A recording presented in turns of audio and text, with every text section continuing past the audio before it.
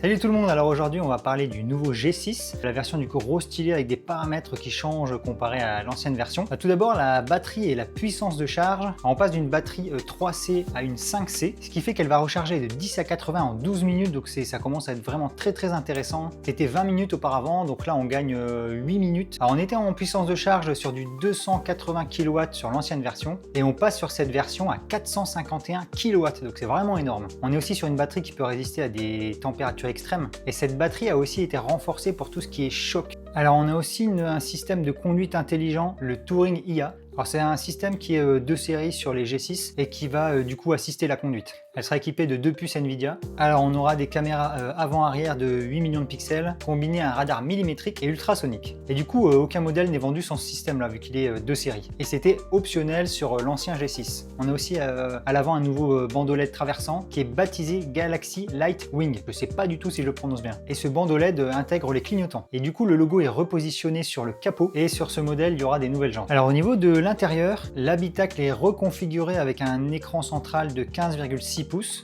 Il y a un nouveau volant capacitif, un éclairage d'ambiance Galaxy Rhythm. Alors les sièges avant sont chauffants, ventilés et massants. Par contre là ça sera dans certains niveaux de gamme. Alors au niveau de la sécurité, on aura des suspensions plus souples, une direction améliorée et une insonorisation accrue. Alors pour le prix, il est revu à la baisse. En Chine, il perd 11% du prix, alors qu'il y a plus d'équipements de série, plus d'améliorations. Alors on n'a pas encore d'infos sur le prix de la standard. Alors pour l'autonomie étendue, on serait sur une batterie de 87 kWh, 280 chevaux pour un prix à 46 990 €. Pour la performance, on serait sur une batterie de 87 kWh, 276 chevaux pour un prix de 50 990 €. Alors pour la standard, elle sortirait potentiellement en 2026 avec une batterie de 66 kWh, 255 chevaux, et on serait sur un prix entre 40 et 43 000 €.